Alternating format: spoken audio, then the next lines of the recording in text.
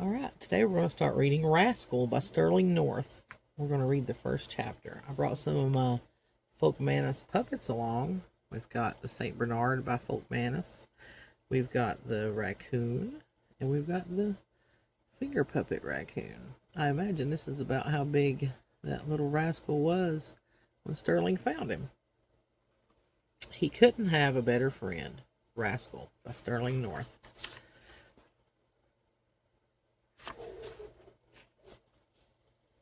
Chapter 1, May. It was in May 1918 that a new friend and companion came into my life, a character, a personality, and a ring-tailed wonder. He weighed less than 1 pound when I discovered him, a furry ball of underdependence and awakening curiosity, unweaned and defenseless. Wowzer and I were immediately protective. We would have fought any boy or dog in town who sought to harm him. Wowzer was an exceptionally intelligent and responsible watchdog, guarding our house and lawns and gardens and all of my pets. But because of his vast size, 170 pounds of muscled grace and elegance, he seldom had to resort to violence. He could shake any dog on the block as a terrier shakes a rat. Wowzer never started a fight, but after being challenged, badgered, and insulted, he eventually would turn his worried face and great sad eyes upon his tormentor, and more in sorrow than in anger, grab the intruder by the scruff of the neck and toss him into the gutter. Wowzer was an affectionate, perpetually hungry St. Bernard. Like most dogs of his breed, he drooled a little. In the house he had to lie with his muzzle on a bath towel, his eyes downcast as though in slight disgrace. Pat Delaney, a saloon keeper who lived a couple of blocks up the street, said that St. Bernards drool for the best of all possible reasons. He explained that in the Alps these noble dogs set forth every winter day with little kegs of brandy strapped beneath their chins to rescue wayfarers lost in the snowdrifts. Generations of carrying the brandy, of which they have never tasted so much of it as a blessed drop, has made them so thirsty that they continuously drool. The trait has now become hereditary, Pat said, and whole litters of bright and thirsty little St. Bernards are born drooling for brandy. On this pleasant afternoon in May, Wowzer and I started up First Street toward Crescent Drive, where a semicircle of late Victorian houses enjoyed a hilltop view. Northward lay miles of meadows, groves of trees, a winding stream, and the best duck and muskrat marsh in Rock County. As we turned down a country lane, past Bardine's orchard and vineyard, the signature of spring was everywhere. Violets and anemones in the grass, the crab trees in promising bud along the bough. Ahead lay some of the most productive walnut and hickory trees I had ever looted, a good swimming hole in the creek, and in one bit of forest a real curiosity, a phosphorescent stump which gleamed at night with foxfire, as luminescent as all the lightning bugs in the world. Ghostly and terrifying to boys who saw it for the first time, it scared me witless as I came home one evening from fishing, so I made it a point to bring my friends that way on other evenings, not wishing to be selfish about my pleasures. Oscar Sunderland saw me as I passed his bleak farmhouse far down that lane. He was a friend of mine who knew enough not to talk when we went fishing, and we were trapping partners on the marsh. His mother was a gentle Norwegian woman who spoke English with no trace of an accent, and also her native language. His father, Herman Sunderland, was another kettle of Hassenpfeffer, German on his mother's side, Swedish on his father's, with a temper and dialect all his own. Oscar's mother baked delicious Norwegian pastries, particularly around Christmas time. Sometimes, in placing before me a plate of her delicacies, she would say something tender to me in Norwegian. I always turned away to hide the shameful moisture in my eyes. As Mrs. Sutherland knew, my mother had died when I was 7, and I think that was why she was especially kind to me. Oscar's tough old father presented no such problem. I doubt that he ever had kind I doubt that he had ever said anything kind to anyone in his life. Oscar was very much afraid of him and risked a whipping if he were not at home in time to help with the milking. No one was concerned about the hours I kept. I was a very competent 11-year-old. If I came home long after dark, my father would merely look up from his book to greet me vaguely and courteously. He allowed me to live my own life, keeping pet skunks and woodchucks in the backyard and the barn, pamper my tame crow, my many cats, and my faithful St. Bernard. He even let me build an 18-foot canoe in the living room. I had not entirely completed the framework, so it would take another year at least. When we had visitors, they sat in the easy chairs surrounding the canoe, or skirted the prow to reach the great shelves of books we were continuously lending. We lived alone, and liked it, cooked and cleaned in our own fashion, and paid little attention to indignant housewives who told my father that this was no way to bring up a child. My father agreed amicably that this might well be true, and then returned to his endless research for a novel concerning the Fox and Winnebago Indians, which for some reason was never published. I'm headed for Wentworth Woods, I told Oscar, and I may not start home before moonrise. Wait a minute, Oscar said. We'll need something to eat. He turned so swiftly, with a paper sack filled with coffee cakes and cookies, and I knew he had swiped them. You'll get a licking when we get home. Iskabibble. I should worry, Oscar said, a happy grin spreading across his wide face. We crossed the creek on the stepping stones below the dam. Pickerel were making their seasonal run up the stream, and we nearly caught one with our hands as he snaked his way between the stones.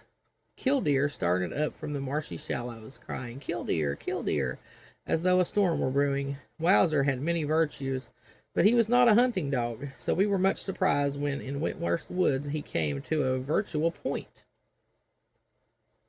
Oscar and I waited silently while the St. Bernard on his great paws padded softly to the hollow base of a rotten stump.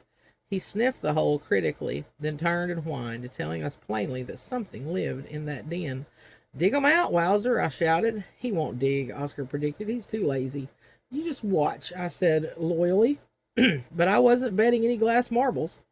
In another minute, Wowzer was making the dirt fly, and Oscar and I were helping in a frenzy of excitement. We scooped the soft earth with our hands and used our pocket knives when we came to old decaying roots.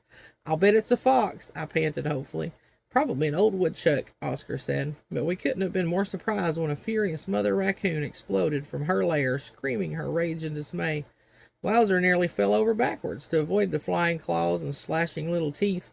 A moment later, the big raccoon had racked her way up the slender oak tree 30 feet above us. She continued to scream and scold. In plain sight now, within the den, we found 4 baby raccoons, a month old perhaps. The entire litter of kits might easily have fitted within my cap. Each tail had 5 black rings. Each small face had a sharp black mask. 8 bright eyes peered up at us, filled with wonder and worry, and from 4 inquiring little mouths came whimpered questions. "Good old Wowzer," I said. "That's a pretty good dog you've got there," Oscar admitted, "but you better hold him back.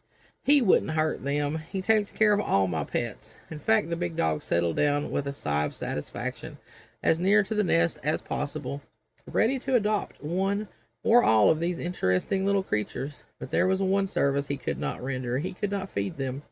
"We can't take them home without their mother," I told Oscar. "They're too young." "Well, how do we catch the mother?" Oscar asked. "We draw straws." "And then what?" "The one who gets the short straw shimmies up the tree and catches her." "Oh, no," Oscar said. "Oh, no, you don't. I ain't that crazy. Come on, Oscar." "No, siree." But at just this moment, the 4 little raccoons set up with a plaintive quivering, and we all felt miserable. We had to catch that mother raccoon. Wowzer was as sad as I was. He pointed his big muzzle toward the evening sky and howled mournfully. "Well," Oscar said, kicking his shoe into the fresh earth, "I'd better get home to help with the milking." "Quitter," I taunted. "Who's a quitter?" "You're a quitter." "Well, okay, I'll draw straws, but I think you're loony."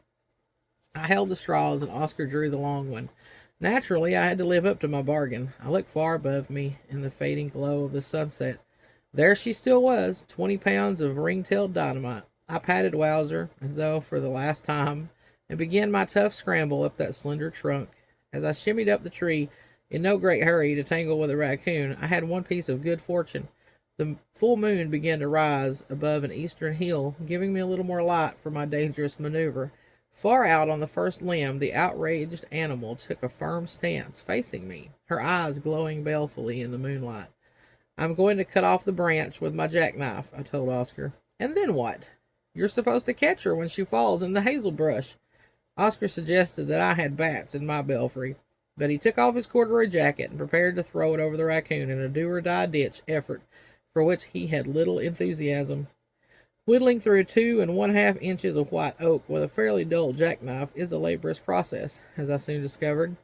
I was in a cramped position, holding on with my left hand and hacking away at the wood with my right, and I feared the raccoon might try to rush me when the limb began to break. The moon rose slowly through the trees as blisters rose slowly on my right hand, but I couldn't weaken now. From far below came the whimpering of the raccoon kits and an occasional mournful howl from Wowzer. Tree toads and frogs in the swamp began their chorus, and a little screech owl, sounding almost like another raccoon, added an eerie tremolo. "How you coming?" Oscar asked. "Coming fine. Get ready to catch her." "Count on me," Oscar said, in his voice less convincing than his brave words. The tasseled limb of the white oak sighed at last, broke with a snap, and drifted down to the hazel brush below. Oscar tried. I'll give him credit for that. He tangled for 5 seconds with that raccoon and then retreated with a damaged jacket. 3 of the little raccoons, hearing their mother's call, trundled with amazing swiftness into the hazel brush to follow her, and were gone.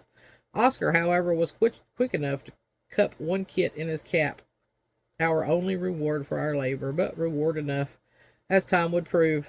As nearly as we could tell, the handsome, sharply marked little animal was covered only with soft gray underfur, having few of the darker guard hairs which later gleam on the adult raccoon.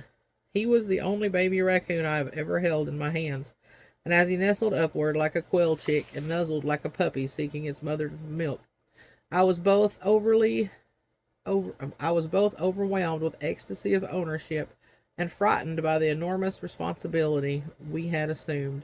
Wowzer romped beside us through the moonlight, often coming to snick and lift the new pet we had found. This bit of masked mischief which had stolen his heart as well as my own.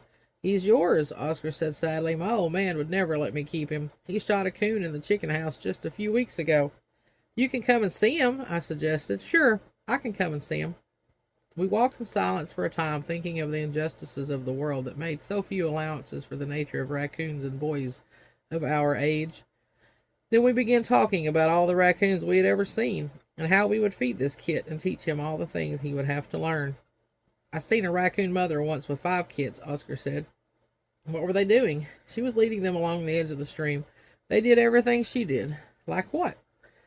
"Feeling around with their front paws, hunting for crawdads, I guess." On the horizon there were flashes of distant lightning, and a low rumbling of thunder sounding like artillery from many miles away.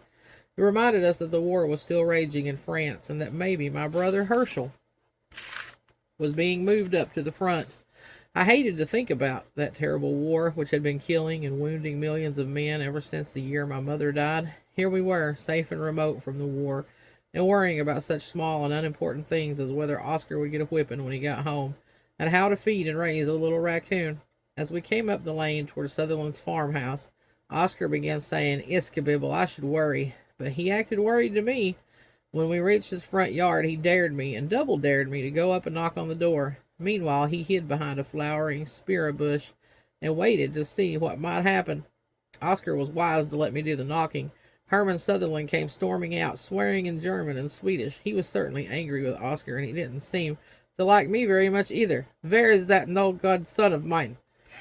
"It was Oscar's fault," I said. "I asked him to come for a walk with me." "It wasn't Oscar's fault," I said. "I asked him to come for a walk with me." "Where is he now?" "Well," I said, "Well. "What you mean, well?" "We dug out a den of raccoons," I said, "and here's the one we brought home." "Coons!" shouted Sutherland. "Varmints!" I was afraid that Mr. Sutherland might flush Oscar from behind the spirea bush, but at just this moment Oscar's gracious mother came out on the front porch, the moonlight shining on her silvering hair. "Go to bed, Herman," she said quietly. "I will take care of this. Come out, Oscar, from behind that bush."